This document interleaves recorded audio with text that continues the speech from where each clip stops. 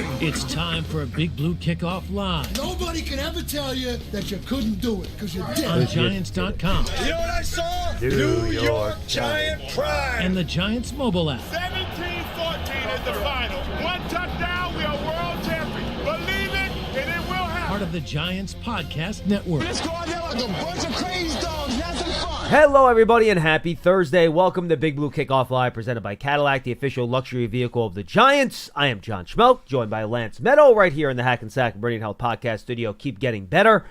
We are officially 1 week away, Lance, from the start of the 2025 NFL season.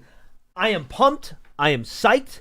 We have Eagles and Cowboys in a week. Yeah. An NFC East game, which Giant fans should be very interested in. And then 3 days later, you get Giants and Commanders now, just 10 days from today, opening the year 1 o'clock down in D.C. We're ultimately seeing now what all these rosters are going to look like. Practice squads around the league should be filled out by the end of the day. And we know what these teams are going to look like for the most part. The Cowboys still have some questions about Micah Parsons, which we don't have any new information as of today. We'll track that for you, obviously. But we're in it now, man. We are in the home stretch of the summer, and we are ready for some football. Yeah, let the countdown begin. The latest, just to stay on top of with Micah, is he was going to get a second opinion on his back injury. Which I would say is a very bad sign that that's going to be resolved. Yeah, not necessarily good that this is also coming to light and fruition about a week out, because they play early, as you mentioned, against the Eagles. So they're already in game planning motion, as opposed to the Giants and the Commanders, who have a little bit more wiggle room, as they're not going to have their first game until a week from this Sunday. So they can enjoy the Labor Day weekend festivities just a tad, whereas the Cowboys and the Eagles are already delving into what's going to come about in that matchup. Yeah, not a good situation all around, but as we've seen with the Terry McLaurin and the Trey Hendrickson, and I know it's different, John. It seems personal. These tend to end when all of a sudden the deadline is knocking on the door. So True. I don't know how much I truly would read into it. And here's the other thing, and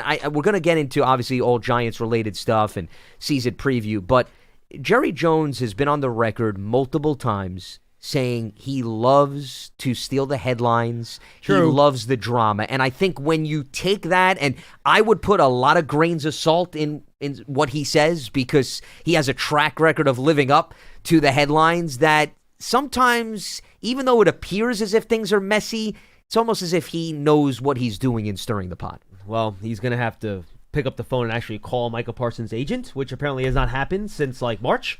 For it to make that happen. The old story is, why use the middleman when you can go straight? The problem is the CBA says you have to use the middleman under these circumstances. And the player is telling him that you have to use my agent. So we'll see. I mean, I think the ugliest situation could be that Parsons gets another doctor to say that he does have a real back injury, so he's injured and he can't play. But the Cowboys going to be like, no, you're medically cleared. We're now fining you game checks. And then that could be arbitration, the union. And then that could get very ugly very quickly if they can't figure things out. So we'll see what happens. But more important with the Giants this week. Did not mean to get off on that little side tangent there. The Giants just named their captains, Lance. So it was basically a vote. The top 5 vote getters became captains. And I don't think any names on this list should be surprising to anyone. Dexter Lawrence, Brian Burns, Bobby Okereke, and this is no particular order. Russell Wilson and Darius Slayton, 5 of the most veteran players on the team. I'm surprised an offensive lineman didn't get in there, but I guess there's no obvious person since Andrew Thomas is hurt. But none of these names are surprising to me. We've heard about what a great leader Russ has been. Dex has been a captain before. Brian Burns has turned up the leadership. Bobby Okereke has been a captain. Yep. Darius Slayton's the veteran in the wide receiver room. All around good dude. So he's been here the longest tenured Giant. So none of these names are surprising to me. But to your point, Andrew Thomas was a captain last season. So whether he's healthy or not, I still think would give him the opportunity and the sales pitch to remain as a captain. So I was a little bit surprised, because I just brought up the 2024 captains, and there were also 5, so the number hasn't changed. There was a little bit more versatility in terms of them having a special teams representative as well. But no, all of those names, you're talking about established veterans on the team.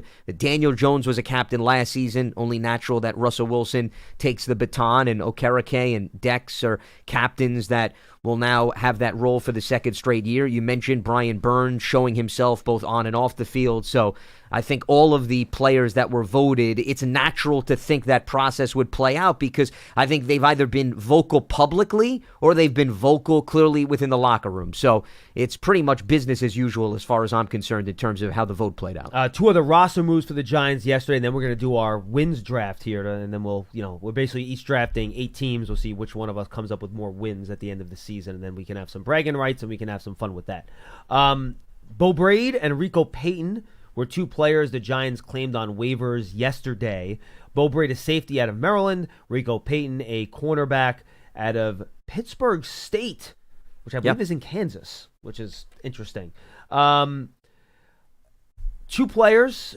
The Giants needed depth at safety. They only kept 3. So that was not a surprise. I kind of wrote about that I thought it was likely they'd bring in a safety. And then Rico Payton, in their corresponding moves, they let go of Gunnar Olszewski. Remember, he is a veteran, so he does not have to go on waivers. He is able to, come back to the Giants if he likes. And then rookie cornerback Corey Black also got waived. He does have to go through the waiver process. He was a 7th-round pick. And we'll see if anyone claims in the 7th-round pick this year. Based on the way Joe Shane talked about these 2 guys, it sounds like they're more special teams contributors than they are guys that are going to be seriously in the mix in the defensive back rotation on defense. Yeah, I mean, I'll give you the numbers, John. I think this spells out what they played last season. Beau Braid, 70% of special team snaps with the Ravens, only 11 defensive snaps. You do the math, that's just 2%. By the way, you brought up he's from Maryland. He was teammates with Deontay Banks at Maryland, so there's a Giants connection there. And Rico Payton, the cornerback, 57% he played of special team snaps with the Saints, only 21 defensive snaps, also 2%. Now, they like the upside of both of these players since they're still young. We're talking about a pair of 2024 undrafted players that they can contribute as secondary opportunities present themselves. But for the most part, as you mentioned, they're going to initially, and especially when you're on the back end of the roster, they're going to have to contribute on special teams. So I think the goal was twofold. Number one, it was to bring in youthful upside, and number 2, it was to help bolster and solidify the special teams units, and plural is the key operating phrase. Because the bottom line is, in an ideal world, you're hoping that the corners and the safeties that you invested a lot of time in are going to get the bulk of the snaps. In a pinch, you could certainly throw them in. Remember, they got to learn the scheme first, too, so that may take some time. But they have special teams written all over them. Absolutely. Anything else you want to bring up before we get to our wins draft here? No, I mean, the only other thing that I was going to bring up, and you on previous shows, I wasn't necessarily surprised with any of the developments that happened on the 53-man roster. No, I would say overall. There were like 3 or 4 guys at the bottom end of the roster where I was kind of like, maybe, maybe not. And those were all the guys that ended up having questions. There wasn't anyone that I had like as player 40 that ended up getting like, I'm with you. Well, and the 2 guys that I thought were like bubble borderline wound up coming back to the practice squad in Elijah Chapman and Turbo. So they're going to still stay in the fold, and they'll be able to contribute. Same with Amir Smith-Marset, by the way, and Trace Ford. Those are 2 of the other guys that were kind of on the bubble for me. Well, and interestingly, you brought up Amir. He doesn't make the cut, but was brought back on the practice squad, and now Gunnar Olszewski was let go. So, I mean, clearly there's a chance for Gunnar to come back, and he made a very big impression on the team for a small period of time in which he returned, because right now I think the looming question mark, while we're on the subject, John, is the return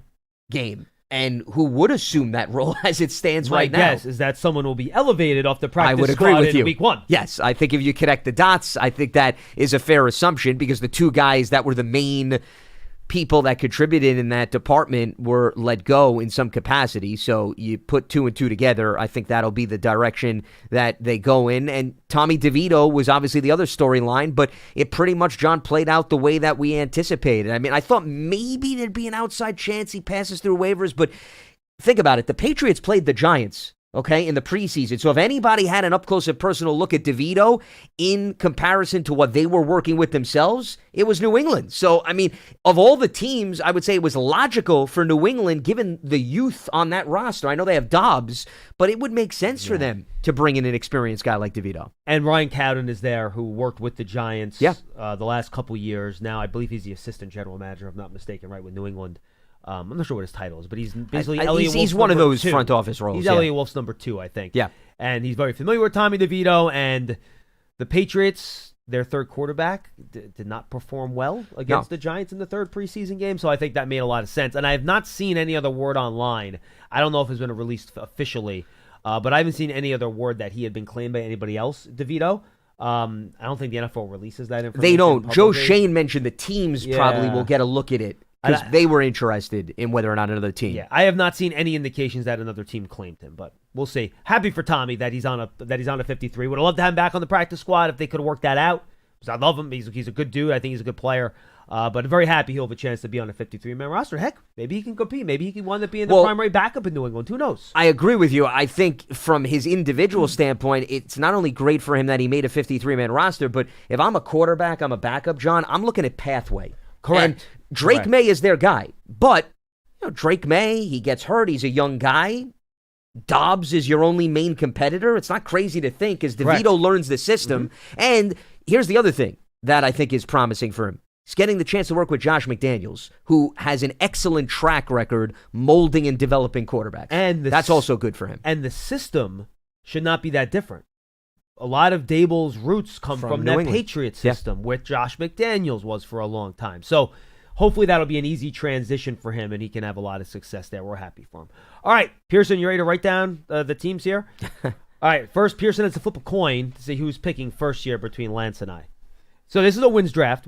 I've done this with the Tino the last couple of years. I've beat him very easily, so I didn't want to have to put him through that again. He actually beat me 2 years ago, but I got him good last year. Oh, don't let facts ruin a good story. No, absolutely not. So we're each picking 7 teams, but because there are 7 playoff teams in each division. So we're picking 7 teams, and then we have to pick 1 team each that finished with 5 wins or fewer last year. These can be picked in any order. So, Pearson, are you ready to flip a coin, my friend? Yes. Who wants to call it? Lance, you can call it. You want me to call it? Yeah, you Okay. can call it. Well, the question is, do I go heads or tails? Yes, those would be your two Yes, options. I know. Well, I wanted to make it clear for anybody who was still debating. I'll go tails prevails. It never fails. Yes. What do you got? It landed on its side. What? It's heads. It's heads. It's heads. All right, so I get to pick first. He did the digital coin, by the way. Well, because, good luck trying to find, I guess, natural coins in this day and age. Correct. Okay. I think that I'm not going to pick the obvious team here. I'm going to go with the Buffalo Bills. I don't think the AFC East is a very strong division. The AFC West scares me a little bit because I think all 4 teams in that division are going to be good this year. So I'm going to go with the Bills here with Josh Allen. The Dolphins scare me a little bit this year. I don't know what they're going to look like. There seems to be some stuff going on there. The Jets and the Patriots, I think, are still in the middle of rebuilds. Their schedule is not that difficult, Buffalo, when you look at who they're playing outside of their division. So I'm going to go with the Buffalo Bills with my first choice. So you did not select the Kansas City Chiefs. I did not. Which means you left me a very, very attractive option, and I'm with you. I think the AFC West is a division to fear because the depth is probably at an all-time high, John, compared to where we've seen it in a few years. And the team that I think could make the biggest jump, just to give a little preview, not to say I'm picking them, the Raiders, with Pete Carroll's presence, okay? They might be on my list, Geno too. Smith and Genty. So, that's a team to watch. I don't know if they're playoff bound, but I think they're going to be a thorn in the side of the division foes and the rest of the NFL. And we know what Bo Nix and the Broncos did with Sean Payton. And the Chargers, I will pat myself on the back. That was my team to bounce back with Jim Harbaugh's arrival, and they lived up to expectations. But every year we go through, do you bet against Kansas City? Is this going to be the year they fall off a cliff? Is this going to be the year that they forget their identity? Well, it's not even a cliff. That might just be a little a hill? like slide down the slope a little bit. It's like you're sledding with your kids, and you kind of just go down the slope a little bit. Okay, well, I added for dramatic effect. Yes. So thank you so much for playing along from that standpoint. But the point I'm getting at is when Tyreek Hill was traded, we went through this. We did. And Rashee Rice is now suspended for the first 6 games. And they made some transactions. Kansas City has too good of a track record, John, for me to give up now. Yeah, so I will have the Chiefs as my first selection. They were the second team on my list, and I went back and forth between the Bills and the Chiefs. and I many understand times, that. And Yeah. I could not decide. All right, so pick number 3 here. I'm going to stick in the AFC, and I'm going to go with the other mega quarterback. I'm going to go with Lamar Jackson and the Baltimore Ravens. I just think they have been so consistent, Lance. What team has been more consistent than the Baltimore Ravens? Even in the preseason. I understand the AFC North is a tough division. I get that. I do think the Bengals could become an issue. They do get the AFC East, which, again, I don't think is the toughest division in the world.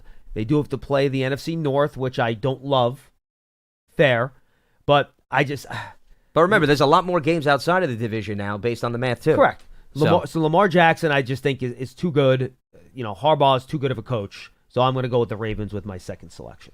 No, it's a good selection, and it's hard to bet against a Ravens team that also does an excellent job making up for lost personnel. That's what impresses me the most about that organization. Because you look, boy, they lost this guy in the secondary, they lost this offensive lineman, and then they find a way to magically doll things up enough that you're not talking about it. So my second choice, I'm torn between two teams, one in each conference. Oh, interesting. Because I do think that there's some appetizing opportunities here. I'm going to go, and I'm going to stay in the AFC. And I'm going to continue the theme of the AFC West. I really like the Chargers again, John. I think Harbaugh and company are going to be able to build off what they did last season. I don't think that running game is going to go anywhere. Look, they brought in Najee Harris, and they drafted Hampton. Oh, Hampton's going to get a bajillion carries this the year. two of them, no matter what type of function each of them serve, I feel really good. They already lost Rashawn Slater. But you know what? I think they have good depth. Trey Pipkins? To you overcome excited that. about Trey Pipkins? Well, Joe Alto, they're going to also toy with moving around. They'll move in the left tackle, yes. Yeah. So the point is, if there's any team that could fill the slate by Slater, okay, it would be Joe Alt, okay? Pun intended from that standpoint. Wide receivers, you got a lot of playmakers. I actually like bringing back Keenan Allen. Not to say that he's going to be a huge playmaker, but a nice insurance policy who has chemistry with Justin Herbert. And I agree. The Chargers defense, John, made huge strides last season. I actually don't think it was talked enough about. Now, they have to stay healthy, of course, that group, but they did for the most part last season. I think there's continuity. There's familiarity. Lost Joey Bosa. They did, but Bosa was one of those guys that couldn't stay healthy. Also true. So Khalil Mack a year older. Losing sleep over that. I like some of the youth that they've infused. I mean, Tear Tart, for example, is an underrated guy who is a guy that's going to eat up a lot of space at nose tackle. They were really good in terms of helping limit the run. So I think the more and more you make sense of the roster and the fact that, once again, despite how challenging the division is, they're playing 11 games still outside of the AFC West. I like the Chargers as my second choice. All right, I have to go with the defending Super Bowl champions. I was hoping you would That was going to be the other team I was hoping you did not pick them, because then I was going to have a really difficult choice for my next. I have two teams, and Too bad, and I love they were kind challenging. of going back and forth. So I'm going to go with the Eagles here. Just look at the roster, man. It's so good. Yeah. And look, I get their schedule is very tough, just like the Giants. All right, so maybe they'll win 11 games instead of 14. All right, fine. I'll live with 11-6, all right? Give me the Philadelphia Eagles. I'm with you. And Vic Fangio makes me feel confident that they lost a lot of firepower up front. Okay, let's not overlook that. Dude, they have six new starters on defense this year, and they're very young on that side of the ball. Correct. So you never know. But I think Fangio, who's got an excellent track record, I go back to my point about the Chiefs, makes me feel as if they'll be able to overcome and navigate some of those issues. So from that standpoint, I understand where you're going, and that's why I was weighing Chargers against Eagles. That was my thought process. All right, you're up. Yeah, I'm going to stay in the NFC with you, okay? And I'm going to go with a team that I would argue, and probably the best example is, think about how many players on that roster were claimed through waivers. This is a very deep team. I'm a little bit worried about the health of the quarterback, but I'm going to go with the LA Rams. Oh, that was going to be one of the tough ones for me to pick. The next one. Okay, I like that. Devontae Adams now with Puka Nacua. They're excellent in terms of running the football. I think that offensive line, just like I was talking about the Chargers defense, well, the Rams offensive line has gone through some really big ebbs and flows over the last few years. And the Rams defense, they've drafted well. That's why they have been okay with parting ways with an Aaron Donald or a Jalen Ramsey. So that division is not as overwhelming as it once was. The Niners are banged up. Seattle's got now Sam Darnold, so you don't know what's going to happen with him with not having Kevin O'Connell as the guidance. And Arizona seems to be stuck in mud where they're hanging around that 500 mark. So I think the pathway for the Rams to win the division and even compete for the number 1 seed is very feasible. All right, so I'm now deciding between 2 NFC North teams. And I'm not going to pick the one I think most people would pick. I'm going to go with the Green Bay Packers. Okay. They have been, again, a model of consistency. I think you look at their roster, they are very deep, and they don't have holes. Now, I'm not sure they have some of those star players some of these other teams have, but they're well coached. Jordan Love's a good quarterback. Josh Jacobs is an excellent running back. They got a billion wide receivers. Their offensive line is good. There's not a lot of holes on defense. I'm going to go with the Green Bay Packers here just because I would be shocked if they didn't finish with 10 wins just because of how deep their roster is all around. So I'm going to go with the Packers. Matthew Golden, too. Yep. Nice draft pick for them, and they don't have a star receiver. He could very well emerge. You just hope Jordan Love stays healthy. I know he's dealing with it's on his non-throwing hand, but he was banged up last season. I know that from a fantasy perspective. We'll save that for a rainy day. Right? The first Remember, half of the he got year? hurt in the Eagles game. Correct. No, and then there was another issue that popped up. It may have even been a hand issue or something. But he was banged up first half of the year. He wasn't as good. 100%. So you just wonder, especially with that all of a sudden coming to the forefront early on. I'm going to stay in the NFC North, and I'm high on this division. Me too. I think this division has not dropped off. I mean, the Lions worry me a little bit because Ben Johnson's not calling plays, and as good as Dan Campbell's been, and Aaron Glenn's not calling correct. plays. So it's now they promoted from within essentially, but you know still, how that goes. It's very different. So I'm not going with the Lions. Oh, no. See, that was a little bit of a preview. I like that. I am going with the Minnesota Vikings. All right, they're on my list. Okay. J.J. McCarthy is in very good hands, and he does not have to have an unbelievable season because he's got great weaponry around him. I think, Lance, the Vikings might have the second best roster in the conference other than the Eagles. I think you can make a very strong case, and the other reason why is also Brian Flores' presence and that defense, which also pulled a 180, much like the Chargers last season. As good as Sam Darnold was, there was not enough credit to what Flores did on the opposite side of the ball. And they've got Jonathan Allen. They've got Jonathan Grenard. They got Javon Hargrave. I mean, that's not a bad front. Keep those guys healthy, though. I did not, correct. And I didn't even talk about the secondary. So I like the Vikings from a defensive perspective as much as I like what they're operating with on offense. And I love, by the way, on a related note, the acquisition of Adam Thielen. With Jordan Addison suspended for the first 3 games, Thielen knows the offense, and Thielen is, to use the cliche, he is like a fine wine. I think he gets stronger and stronger with age, but because you're not asking him to get the explosive plays, you're asking him to run the intermediate routes, be an insurance policy. He's the perfect vet for J.J. McCarthy and that offense. Give me the Vikings. Now I'm making you think. Do I get cute here? Oh, please get cute. And Please. try to use some strategy based on what you just said? Or do I... Yeah, I'm going to try to use some strategy. I'm going to go with the Houston Texans. They are in what I still think is probably the worst division of football in the AFC South. Though I do think the Colts actually could have... I think they're pretty talented. We'll see what the Jaguars do with the new coaching staff. But I think the Texans have a pretty high floor. I think their defense is one of the best in the league. I think it's excellent. I think C.J. Stroud's a good quarterback. Their offensive line scares the living daylights out of me. And Stroud took a step back last season. I agree. As a result. But I think that defense gives me confidence, especially in that division, that the Texans are going to get the double-digit wins again. So I'm going to go with the Houston Texans.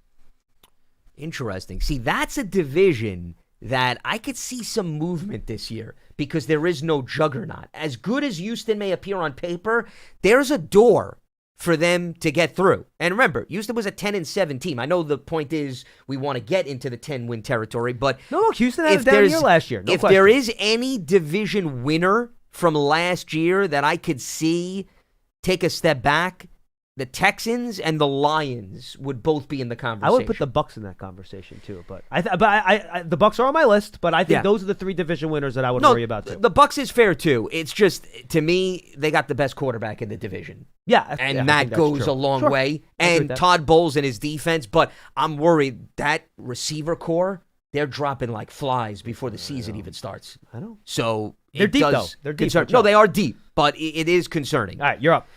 So, where do I go now that you took the Houston Texans? Do I stay in the AFC or do I go back to the NFC landscape? I'm going to go back to the AFC.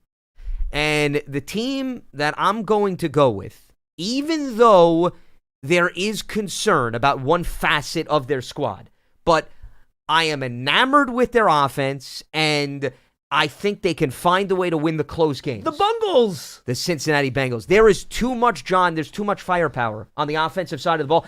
I mean, listen, we don't have a magic crystal ball, and injuries could pop up. But my goodness, if you keep Joe Burrow on the field with that group and the running backs, can they have trouble scoring 35 minimum points? They might have the best offense. So even if the defense is atrocious again, but hey, getting the Trey Hendrickson deal done goes a long way, because if they didn't have him, who knows what the projections would be. I still like that offensive firepower, so sign me up for the Bengals to at least flirt with 10 wins this season. Remember, they were a 9-8 team last year, as bad as their defense was. So I'm expecting the defense just has to move centimeters to get them that extra W this year. All right, I'm going to go back to the NFC. I'm going Lions. I can't let them sit there any longer. The coordinator changes do scare me. We talked about them already.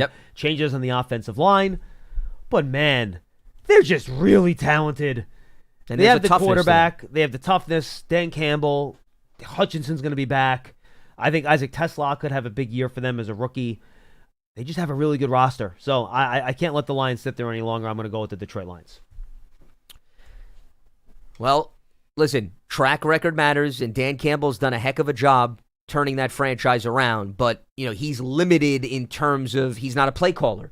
So even if you want to say, well, he's going to be very aggressive, right, and go for it on 4th down, they still need to get in the position to allow him to be aggressive. And as good as that offense was, remember, and I know the defense was hit by injuries, but we saw the true colors of that unit too, and you just wonder if the offense takes a step back and the defense is not as powerful, does that mess with the dynamics of the team? I'm going to go with one of the teams we brought up a few moments ago because I'm going with the math, okay? I think the division is weak, so I think that helps their cause to get to double-digit wins. I love their quarterback. I was very high on him coming out of the draft, and I'm happy that he now found an environment that bodes very well for him. And I think that as long as they can give him the freedom to do what he did in Liam Cohen's offense, and I like the fact that they promoted from within, I'll roll the dice with the Tampa Bay Buccaneers being the best team in their division and giving them the best pathway to get to double-digit victories. All right, I have 2 teams I still like for the win totals at the top of this, and I already have 6. So I'm going to pick my 5-win team here. And I'm going to go with, I'm going to go with the Las Vegas Raiders. Okay. Quarterback and the coach, Pete Carroll, Geno Smith. I think it raises the floor a lot. And, again, it's a tough division, but when's the last time Pete Carroll had a bad football team? Like, at worst, he wins 8 games, right? Sure. So, I mean, he didn't make the playoffs year 1 in Seattle. Yeah. But still, track record again. Pete Carroll, Geno Smith, Ashton Genty, Brock Bowers. A lot to like on offense. Good enough for me. It's the defense that... It stinks. The secondary... Okay. Don't beat around the bush. I'm not sure I can name a starter in their defensive secondary off the top of my head, to be honest with you. You'll recognize a few of the names. You will. You definitely... No, I don't know if you can name it now, but if you look at the list, there is one guy that is a pretty notable name. Who do you got? Jeremy Chin. Oh, they got Jeremy Chin. I forgot that they wound up with Jeremy That Chin. is a recognizable name. That's right. Outside of that, I'm with you. And then what also scares the hell out of me is anybody not named Max Crosby up front. Yep. Especially since they lost Christian Wilkins with the injury issues. Yeah, and Tyree Wilson's a young guy, but he has yet to done anything. So correct. I'm nervous. All right, I think that's fair, but I'm going to go with the Raiders as my 5-win team that has to step it up.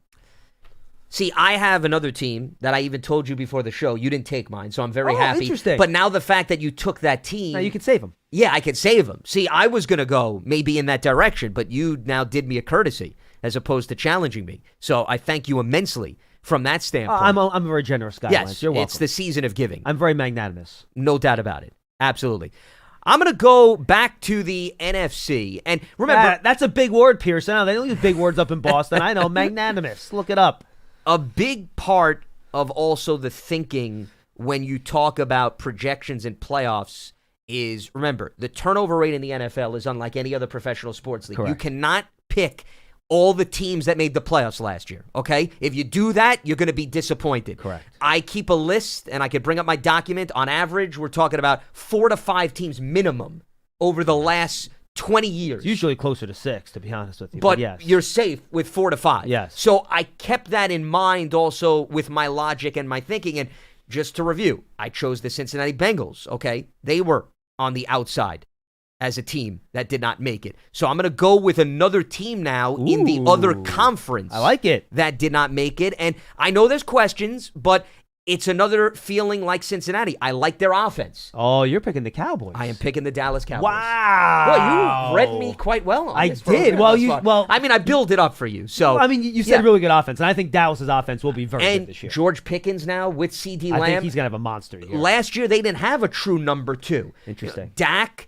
with an offensive line that has questions. There's no doubt about it. But I think the running game will improve. And remember, they're going rock bottom, so it's not asking for much.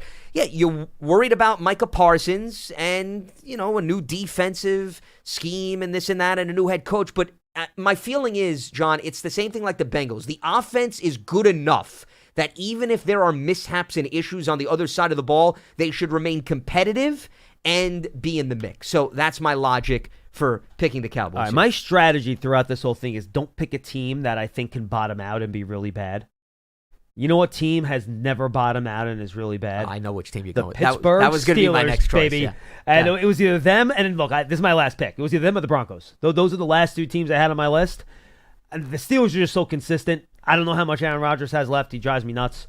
But It's Mike Tomlin. it's Mike Tomlin. Go ahead, just like Andy Reid. Go ahead and bet against Mike Tomlin. And Pete Carroll. And Pete Carroll. Correct. Those 3. Don't touch them. Or Jim Harbaugh. To Sure. your point with, Yeah, with Harbaugh. the Chargers. Yeah, Isn't that's that your fair. 8th pick? Yeah, it's 7 teams, and then you have the team with 5 wins or less. So it's 8 teams total for each. So I'm going Pittsburgh Steelers because they never win fewer than 9 games, and I don't want a team that bottoms out. So that's where I'm going. Well, that was going to be my safety valve in the event that I wanted to go in that direction. I'm nervous again about A, Aaron Rodgers holding up, and B, just the caliber of that division. I get even it. Cleveland is a tough out, which is not necessarily. We'll see about that. I know Joe Flacco, though. If Flacco can hold up, I like their offense in his hands a lot more than any of the others, especially that young mix that they brought in with Dylan Gabriel and Shedeur Sanders. So now my pick now is the 5-win team, right? Or do I have extra flexibility? Right? No, I Pearson? believe your last pick is your 5-win I'm not team. necessarily That's keeping correct. track of the volume. Can I guess? Can I guess which team you're picking? Which team? Bears. No. Oh, that was okay. the other I was thinking about. Interesting. It was basically the Raiders were 3rd if we work Okay. our way up. The Bears were right there. But I'm going with the division that we talked about earlier where I think the pathway. Panthers? No. Oh. Think about the other. Saints? No. Oh, you really have lost. Where I'm What going. do you got? I'm going with the Jacksonville Jaguars. Ooh, Yeah. okay. Because I think Okay. that division has fluctuation, and here's my selling point on Jacksonville. I had the wrong South. Correct, you had the wrong South. Yeah, geography was a little bit off. Yeah. Liam Cohen has a really good track record with quarterbacks, okay? Whether he's the QB coach. Remember, he was with McVay and the Rams. Heck, he was at Kentucky in college and did a good job. I like the marriage of Liam Cohen and Trevor Lawrence. I think this could be a real nice bounce-back emergent season. It could be. For Trevor. I think it's got written all over it from that perspective. Yeah, their defense was troubling last season, but I think that with a new voice, and if the offense takes pressure off of that side of the ball, Travis Hunter, I don't think they're going to run him into the ground. I think they're going to use him in a case-by-case basis on both sides, but they're going to be smart about it. And I think Trevor Lawrence has some nice weapons around him that Liam Cohen will structure the offense just like he did with Baker. And it wasn't as if Baker had, by the way, red carpet treatment. Last season, Chris Godwin, Evans was out of the lineup, tight ends, and Baker had a tremendous statistical season, right? So why can't I now project that with Trevor Lawrence, knowing that the Texans could take a step back, Tennessee is young with Cam Ward, Indianapolis quarterback, and Shane Steichen and his team has hovered around 500, and maybe he tries to be very aggressive because Jim Irsay's daughter now is taking over, and she may want to go in a different direction. A lot of pressure on him. Liam Cohen could be one of those first-year coaches that has that wow factor in his favor. 4-13 last season. You heard it here at 1:05 p.m. Eastern on August 28th as the guy to the right of me chuckles, okay? Watch out for the Jacksonville Jaguars. I called the Chargers last season, maybe not in the same boat, but Harbaugh, new coach. Jacksonville is my first-year coaching candidate team that is going to be knocking on the door and busting through that. All right, Pearson, do me a favor. Lance is hosting, I believe, with me on, let's see, which day it is. No, you're actually with Madeline. So the second week of January, I'm going to make sure I'm hosting with Lance. And let's just make sure, Pearson, we have that Jacksonville Jaguar I will wear the badge regardless. Ready to go. And at the end of the show, Pearson, do you want to pick your I already 8 got too? them. You want me to go through them? You have 8 teams? Yeah. So what we did last year, Pearson of the teams. And by I the way, get the garbage heap. There are some pretty good teams left, I know. actually. No one picked the Broncos, which surprised me. Yeah, or the Niners. or the Commanders. Or the They Commanders. were in the NFC title game last year. Well, but you know what? The other thing, Pearson, after you go, I want to compare how many teams we picked that didn't make the playoffs last year. All my teams were in. So. Okay, because the teams you just threw out that no one picked, other than San Francisco, Denver and Washington were in. Correct. So I'm accounting for some teams to... Did you pick the Bucks? Yes. The Bucks were in. The Bucks. But remember, the Cowboys and the Bengals I picked. Correct. At least that were not in the mix. And Jacksonville I'm picking. They were not in the mix. So I'm staying within that logic. That's why I'm just curious how that plays Pearson, out. what do you got? Who do you got? I got Broncos, Niners, Seahawks, Commanders, Bears, Falcons, Dolphins, and then Patriots. Oh, I think that's pretty good. I like that group. But he really went outside the box. I mean, you pretty much picked more than about 70% of those teams did not make the playoffs the only last year. teams that are left. He can't pick the teams we're picking. I thought, okay, I'm sorry. No. So I'm mistaken. I thought you were going to pick Toronto Argonauts. from the whole. All right. Best of the rest. Okay, I misread that. So I was going to give him credit for really being bold. I'm sorry. I take that back. Pearson was not as bold as I thought he was. Okay. Pearson He is a jumped bold into person. the pool that was left. Okay, I Yes, misread. correct. Patriots have the easiest schedule. That's all I'm saying. All right, let's get to the calls. 201 Because certainly that always plays out according to plan, Pearson. 4513. That's straight the schedule from last season, boy. So reliable. Take that to the bank. 939-4513. Real quick, Giants Foundation hosts a 5K Racing Kids Run presented by Quest Sunday, October 26th, 9 a.m. at Life Stadium. That proceeds will benefit the Giants Foundation. You get a T-shirt. After the race, there's a DJ, Giants Legends, Giants.com/5K to register. The Giants Foundation is a 501c3 nonprofit corporation. I think we're going to apparently the fans have been calling for Pearson on social media. And I think the fact that he's now spoken on the show, I think we should double our listenership would be my feeling. Yeah, from... What, 2 to 3? Or 2 to 4, I should say, if I do the math right? Yeah. Jeff in Rhode Island wanted to know where Pearson's been. You got me for the next 2 weeks, so. Yes. Well, and you're also here and half the going time forward. generally. Yes. Yeah, I was going to say. I'm Thursdays and Fridays is the only time I'm doing the show now. Yes. Gotcha. But his presence is still across the board. Well, I mean, he's omnipresent. Pearson's big timing us now. He has quote unquote better things to do than slum it with us in here. Correct. Yeah. He's not even arguing with it. He's not denying it either. All right. He's not a man of the people anymore. No, he is no. He's throwing down a man. No, definitely not. Oh, yeah. He's taking the antisocial route. Only the Boston people. All right, let's go to Kevin in North Carolina. He will lead us off. Kevin, what's going on, pal? Hey, guys. How you guys doing today? We're good. What do you got? Hey, 2 quick questions. One question is I keep reading that Theo Johnson has still not been practicing, and, the Giants haven't disclosed that injury. You guys know what's going on with that, and, any concerns for his availability to start the season? I do not know what his injury is. Brian Dable has been very mum about that, and he's just said today that he is not practicing, and he is getting better, and he left it at that. So until we see an injury report next Wednesday, when they have to disclose what the injury is, I'm not sure we're going to know what it is, Kevin. So hopefully he'll be good to go. I never got the impression that it was something super-duper serious, but I think if it was, you would have seen him get placed on IR to start the year if they thought it would be multiple weeks. They haven't. So I think that gives you a sign that you would hope he'd be ready to go week 1. But And the other thing that I would add is a transaction involving a tight end would be another thing to monitor, watch. Now, that could still they happen, kept 4, of course. though. They did keep 4. True, but what I'm saying is if you feel that maybe it could be a multi-week injury of something, maybe you'd want to even add somebody to the practice squad or whatever it may be, something to keep in mind. The fact that that hasn't necessarily happened perhaps bodes well for him, but just to piggyback off of John's point, the exact wording that Dave's used, and it's a phrase that he's used pretty much all throughout training camp, the guys that are going to practice will be out there, and the guys that won't, but he wasn't revealing and going through the list. And remember, the NFL teams are not obligated to speak of injuries until early next week when injury reports have to come out, at least for the bulk of the teams. Correct. Cowboys and Eagles are in a little bit different boat because they play on Thursday. So they are not going to reveal the details of anything, but until we see some practice report of some sort, some injury report, or there's a move with a tight end, I would not read into anything that could be alarming, at least at this stage. Yes. What else you got, Kevin? Yeah, perfect. And then I also wanted to ask, with Tyler Nubin and Javon Holland, who do you think would be kind of, that strong safety / free safety? How do you think we'll kind of see those two on the field in terms of having those roles? Or do you think we'll kind of get a mix of both with, one playing free, one playing strong? Appreciate the call, Kevin. Good stuff. I believe they are going to be very interchangeable, where depending on the play, you can move either guy in either spot. I think they trust either guy in either spot. And I think that's important if you want to be able to disguise in the back end of the secondary, which I think Shane Bowen's going to try to do a lot this year. And to have 2 interchangeable safeties, I think makes that a possibility. When last year, I think with all the youth back there, you couldn't really do a lot of the fancy disguise stuff post-snap. So I think generally, Nubin is probably more apt to be around the line of scrimmage, and Holland's probably more apt to be deep. But I think you're going to see both guys in both spots all the time.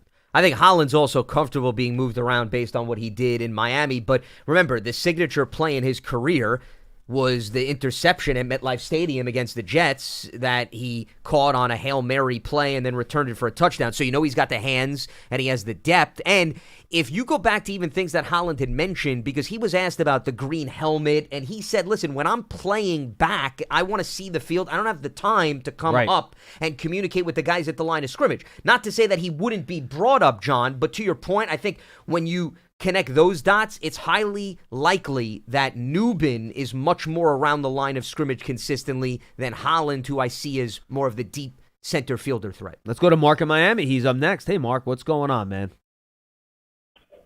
Hi. Was pretty upset that McLaurin signed. I was hoping he'd be in the same situation as Parsons. I'm wondering if you think they might use Abdul Carter as a spy, because he's done that in the past and other teams have done that in the past with him. You usually don't use a pass rusher as a spy. That's not common, but Abdul Carter is a special athlete, so I do think he could do it if you asked him to. My thought would be, as a switch-up, I would not be surprised if you saw that at times in the Commanders game, and especially given Jaden Daniels' ability to run. Yeah. But I don't think that would be his primary responsibility, and to take him out of the role of someone that you want getting upfield and getting after the quarterback in the pocket. So I think, Mark, when you see him lined up as a stand-up rusher in the middle of the line, he'll mostly come after the quarterback. But if at times you want to switch things up and you let him hover there, I could see that being an option. And I also think it depends on the down and distance, of course, too. That's going to dictate whether or not they'd have the luxury to even utilize him in multiple roles, specifically a spy. And I can see Okereke in that role, too, to be honest with you. Without a doubt, given his athleticism. And that, to me, I think would be more of a comfort. Here's the other thing. As much versatility as Carter showed at Penn State, this is also going to be his first ever NFL regular season game. How much do you want to toy with him right out of the gates, regardless of the matchup? I think Shane Bowen needs to ask himself that. So that's the other thing to take into consideration. And I know you made the comment about you wanted Terry McLaurin and the contractual issue to play out. My philosophy in general, and I say this to all fans, is I think you want to go up against a team with all of the people at their disposal, because that only opens the door for excuses if certain big weaponry are not available. So that's just how I look at it for any NFL matchup, regardless of whether or not there's fandom involved. I agree in that in theory, but I don't agree with that for the first game of a new season with a new quarterback and a lot of new moving parts. And honestly, I was thinking maybe that he would go in instead of McFadden to, he's got a ton of experience at inside linebacker, and that he could be more of a spy from that place, and not talking about taking somebody off the front line in certain, obviously we're talking situations that warrant it for down and distance, but I just thought that he could be the fourth guy on the field in that with Karake, and that it would, because he's fast enough, unless you think I'm wrong, No, Mark, to keep up with Daniels. No, Mark, I think that's a good question. I would say we did not see him play as an early down off-ball linebacker in training camp a ton. Right. So he hasn't really been in that role, and to Lance's point, it's his first regular season game. I don't think that's a role I would be comfortable putting him in, even though he did it in college, when he really hasn't practiced that in this defense over the course of the summer. So I think, again, maybe on third down when he's on the field, you want to switch it up instead of, rushing as a stand-up guy behind the tackles or whatever, and you want to drop him as a spy, maybe there. But I don't see that as like an early down full-time type of role. Okay, I appreciate it. No, thanks, Mark. Yep. Appreciate the call. Good stuff. All right, let's go right to Big Ed in Maryland. Big Ed, what's going on, man? What's up, Big John and Big Lance? I'm back. So Big Ed, what do you have? The Giants are like 15-2 this year? What do you got? You have them 15-2, 14-3? 17-0. Okay. Yeah. Almost 17-0, but not quite. I feel like, put it this way, we scored over 30 points in each of our preseason games. We averaged that, okay? So going with that good, positive attitude going into this, we finally got something that should work, because I'm going to keep this I'm going to make this reminder right now. So 8 games out of last year, we only lost by 1 possession. We've lost the last couple of seasons because we didn't have a quarterback. Now we do. And with the complimentary defense and that third-round pick, fellas, we're looking at something really good. Now, please note, I'm about to tell you this, winning the first 4 games, these phone lines are going to really blow up big. So I got us winning the first 4. Commanders, Cowboys, Chiefs, Chargers. All right, put the bold prediction in the document there, Pearson. By the way, if you folks want to call in with bold predictions tomorrow, I think tomorrow it's me and Datino. We'll happily take your bold predictions, and then early next week we'll take them too. Okay. So on another note, first, man, I hope you guys are coming down for this first game. I did mention something to that effect. Paul Datino will be down there. Pre and post happens back up here in New York, so I will not be there. Paul Datino will be there. Pearson, are you going to Washington D.C.? Oh, Pearson's not going to be there either. Boy. Dang. And Lance, you doing something else, right? Yes. Yeah, I will not be there. Yeah. Okay. All right. So, not excited about seeing Paul Datino. No, yeah, his energy just went skyrocketing towards the other only Datino direction. Oh boy, that's a problem. All right, it doesn't rock his boat as much. Big Ed, appreciate the call, my friend. Yeah. Always good to hear from you, buddy. Thank you very much. Giants Little Podcast. Go check it out. We got a bunch of really good episodes up there right now. The podcast feed is technically called the Giants Podcast Network feed. Go check it out. Subscribe. Giants.com/podcast, Giants app, Giants YouTube channel. Just to Jory Epstein, who's a really good national NFL reporter for Yahoo Sports. She was here last week. We talk a little bit about the Giants. We also do a little bit of an NFL season preview. Albert Breer's coming up later in the week. Already recorded Kevin Burkhardt, who's calling the Giants-Commanders game in Week 1. That'll go up next week.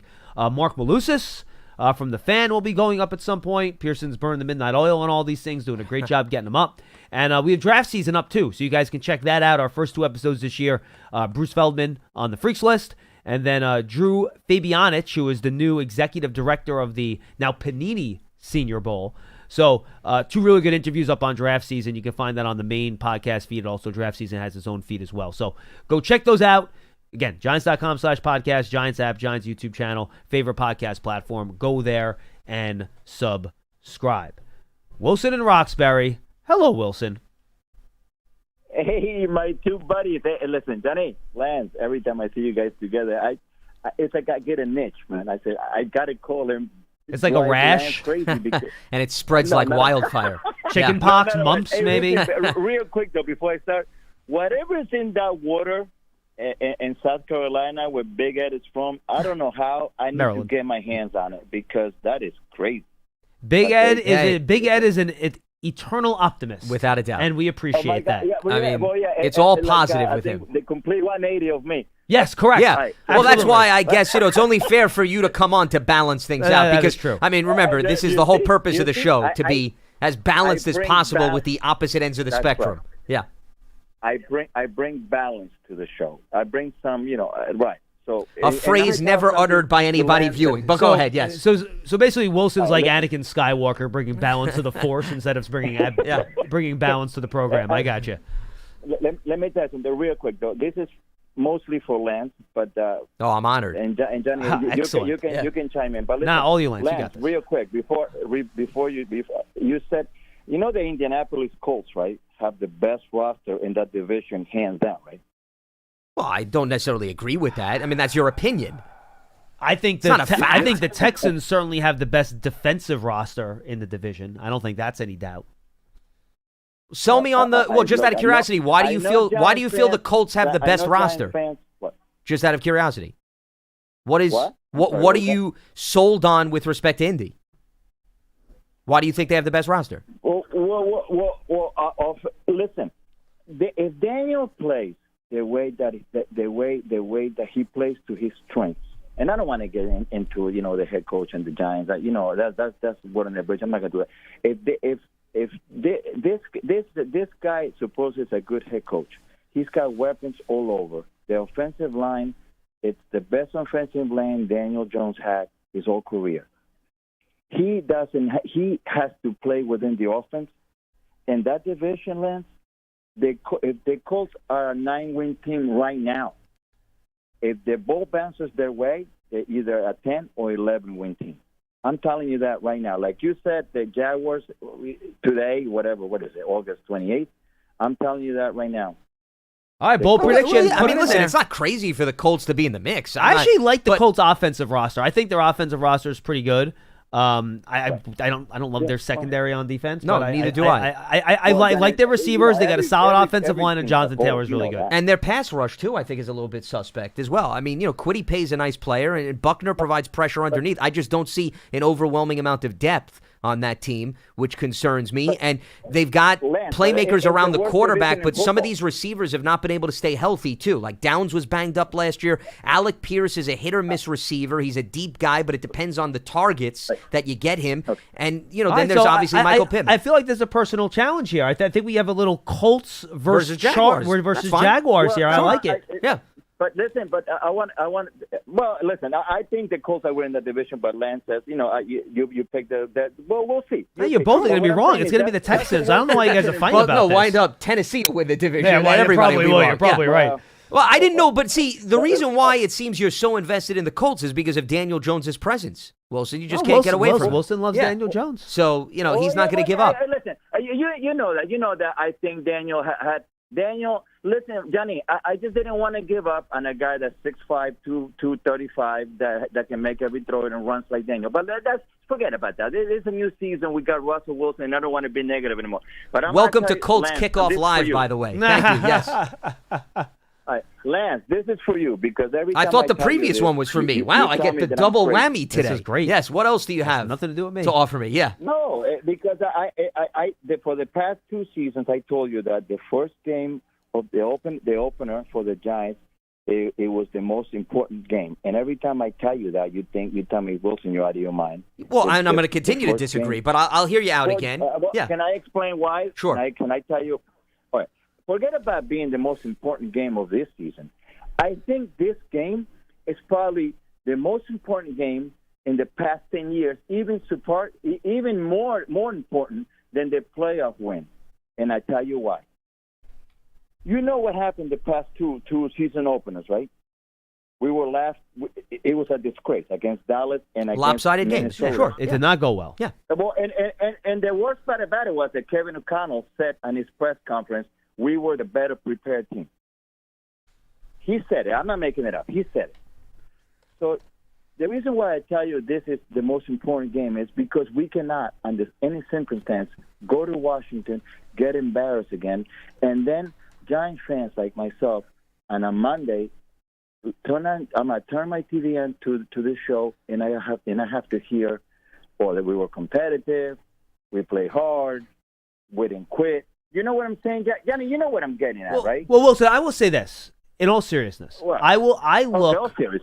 I'm being very serious. I look at the first two games as a package deal, right? I never think you should overreact to what happens in week 1 of the NFL season, and I've been consistent about this. Weird things happen in week 1. Good teams lose, bad teams win, strange things happen. If the Giants lose week 1 to Washington, they rebound and win in Dallas in week 2, and you come home for your home opener at 1-1, you're in great shape. You're fine. You're in awesome shape. Now, if we're talking 0-2 coming home and you're 0-2 in the NFC East, that's a different conversation. But I do think even if you come out and you have a dud in week 1, if you can come out and beat Dallas in week 2, I think that eliminates a lot of the stink off of what happened in week 1. You know what I'm saying? Yeah. And this difference 0-2s and 0-2s. I give you that too. But the reason there's a difference between 0-2s and 0-2s. Did he just say that? I'm saying if you lose on a last minute field goal, okay, you live with it. So you're talking about the context in which you go 0-2 is what you're referring to. It's within the context, but it will make like the highway so much smoother if they win against Washington, even if they lose the 2 games.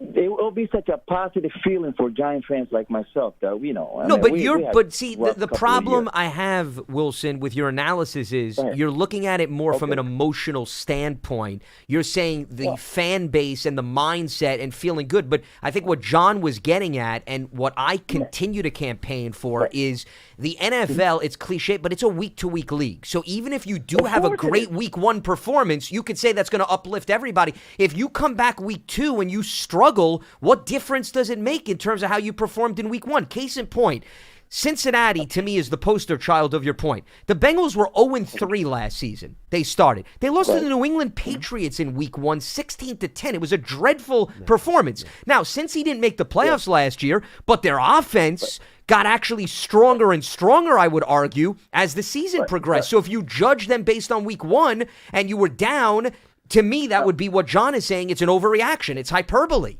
No, but Lance, listen, there's outliers. Like that loss, Cincinnati's losing against New England was an outlier. It was something that it happens probably once out of 20 times. Yeah, but Wilson, in the end, we've been struggling for a while now, and the past 2 season openers have been really bad and have set a tone for the whole. No, Wilson, you're right. Wilson, look, the team cannot start 0-2 again. It cannot. Yeah, no disputing that. You can't dig yourself in a hole, especially when you're coming home and you're staring at Patrick Mahomes, Travis Kelce, and Taylor Swift in week number 3. Like that. That's a problem. Yeah, huge problem. Can I ask you something, Johnny? Sure. You brought that up. Chris Jones is on that team too, by the way. He's also pretty good. Just a tad. What happened? I mean, hopefully not. Now, but let's say, what happens if that's the case and we start 0-2? What do you think? You know what's going to happen. What do you mean? Right? What happens? Well, they're going to start calling for this kid to start right away, and that'll happen. There's going to be questions. There are going to be questions about Brian Dable. You know that. Sure, but that doesn't mean those things are going to come to fruition, though. I'm not doing it because I'm not going to. Wilson, that might happen, but that's just noise. The building's going to prepare for Game 3, and try to go out there and beat the Chiefs. I mean, Paul Dottino won't be very nice to be around for a couple of weeks. I promise you that. But, I mean, other than that, the team's going to come home and they're going to try to win the home opener. See, Wilson, you were very concerned about the talk and the entertainment value of football. I could tell. You bring this up also every season. We go through this, where you're worried about radio talk shows and newspaper headlines are going to be critical of the team. And you can't get overwhelmed by that either. Lance, listen, I want to have fun this football season, So I'm not trying to take away the fun from you, but what I'm saying is you can't exhaust so much energy in worrying about what could happen, and also just assigning the fact that because there's a lot of chatter in radio land and newspaper land, that's the reason why the team or players are not playing well. Those are not necessarily coinciding with one another. Before I go, I want to ask something. Yeah. Can you acknowledge me this? Maybe is the home opener for the Giants more important than 27 other teams in the NFL? Would you agree with me on that? The home opener or the season opener? The season opener. I'm sorry, the season opener. What do you think, Johnny? I mean, for both you guys. Look, I will say this: it is a divisional game, so it automatically becomes more important than other teams that are not playing in divisional games. And Wilson, appreciate the call, but is it? Look, I will say this. What you don't want is the picture that Wilson painted, where you got people screaming for Jackson Dart very early in the year, way before the team wants to put him out there. They've been very clear they want to be patient with him. And again, but that's outside noise. And I think Brian Dable, that's coaching staff in this building, has done a good job of keeping that noise out of the building. Now, we take phone calls here, so we would have to deal with it. So I'd rather avoid that, please. But look, do I think it's critical the Giants don't start 0-2? Yes, I would consider that to be critical. But beyond that, I mean, I don't know what's the inner workings of all these other fan bases and how they're thinking about the first game of the year. Yeah, I mean, as you mentioned, it's divisional games, but once again, you also play 11 games outside of the division. Right. And you can do actually well in your division, and it still doesn't necessarily guarantee that everything else is going to go according to plan outside. Hard to do very poorly in your division, though, and still no doubt about it. Be in good shape. No doubt about it. But, the bottom line is you could really spin this in a million different ways. Correct. I will say this. I brought up the Bengals again. The Bengals, Wilson, the last caller, phrased it, is the Giants' season opener more important than any other team? So if you look at Cincinnati last season, John, okay, they missed out on the playoffs by a game. And if they win that game? If they beat New England in a low-scoring affair, correct. Who knows? And I know I'm simplifying the math, and it's not that No, you're easy, right, but every win or loss counts the same in the standings. So whether you're the Giants, whether you're correct. Tennessee, whether you're the Colts, I mean, does it really matter at the end of the day? The significance and importance is through the roof for all of these franchises. There's only 17 games. Every game's hugely important. Yeah. I think Wilson's asking it more from an emotional point of view. Correct. That's exactly how I interpret it. Yeah. And it's hard. I'm separating the emotion from the X's and O's. Well, you're very good at doing that. Well, I mean, that's just how I was born and bred, okay? It's maybe easier for some people than others, but I don't allow the emotion to get in the way of conversation and analysis. Except you do hold some grudges. You hold some grudges. You're a little cranky sometimes. Well, but that doesn't necessarily. That has nothing to do with sports, though. No, grudges can be. Sometimes some teams or players rub you the wrong way. It's possible. I'm not going to necessarily dispute that or deny that. I think it happens to all of us, though. I think at the topic at hand, though, yes. I don't know if that baggage has anything to do as we dust out some skeletons in the closet or whatever we're trying to do here. But the point is, I think he's coming from a very emotional standpoint, yes. and putting the weight of the world on winning or losing the first game and what that could perhaps dictate and say about the rest of the season. And I just don't think there's enough of a correlation that every team that wins the first game has a great pathway and every team that loses the first game has a tougher pathway. I just don't think that's how the NFL functions. And even 0-2, you can still, make a run. At 0-3, historically, it gets very, very difficult. Very, very difficult. Yeah, the percentage points are not going to be in your favor. I mean, you're going to have to go, at worst, 9-5 in your final 14 games. At worst. To have a chance of making the playoffs. You might have to go 10-4. And that becomes very difficult very quickly. Well, and on the related note, not to belabor this point, I know Yes. I keep using the Bengals. And then we got to wrap. But the reason why I use the Bengals, John, and I'm glad you brought up about the percentages and so forth. Last 3 seasons, I want to take you through how Cincinnati has started. And there's a reason why they've made it very difficult on themselves. Well, by the way, Joe Burrow's been banged up at the start of a lot of these seasons, too, which is a big reason why. Without a doubt. But, I mean, he's been on the field, so they Not for all of them. Didn't he miss a couple games one of the years when he had the calf? Well, I'm gonna go real quickly. 0-2 in 2022. Burrow was in both of those games. He was the high passer. Okay. 2023. That was the calf year, I think. They were also 0-2. Burrow. Oh, he did play both. No, games. Burrow in the Cleveland game. Wait, he only threw for 82. Did he get hurt in that game? I'm looking it up quickly. No, Browning came in to throw one pass, so it was just a rough throwing game. I mean, he averaged, that's scary, 2.6 yards per the pass. elbow with a key. The elbow He one may year have and a gotten calf hurt another. in that. I don't remember. Well, I'm not saying that he was healthy, but the bottom line, he was on the field. He played. And then last season, 0-3. Okay, so they've been 0-2, 0-2, and 0-3 in each of the last 3 seasons, and they have walked a very, very fine line, to your point, where they got to go 9-5 in the last group of games.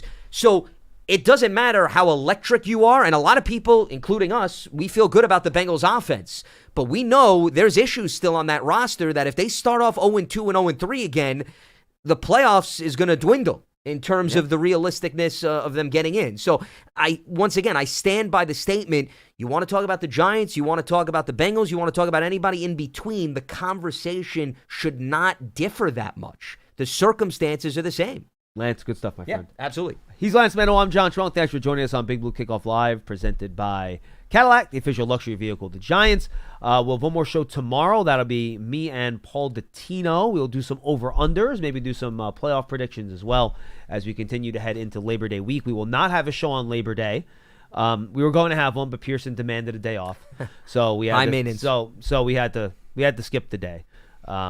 He's in charge now, so I mean that's just kind of how it goes. Don't worry, you'll have podcasts all weekend. Oh, we will. No, look, all jokes aside, Pearson's working his butt off getting all these huddles up. So we're gonna have a bunch over the weekend. We're gonna have our Writers Roundtable on Monday. A lot of stuff coming your way. So you'll have plenty of content, even though there's no Big Blue Kickoff Live on Monday. And then we'll be back 12:30 the rest of the way. Bob Popple will join me on Tuesday next week. That'll be fun. We're going to mix Jonathan Casillas back into the mix. Howard Cross will be in the mix. We'll have a pretty set schedule. Tuesdays is going to be a bit of a mess. It'll be some combination of Lance, myself, Sytac, Cross, depending on the day. And we'll see how it goes throughout the year. So thanks for being with us. We'll see you tomorrow on Big Blue Kickoff Live.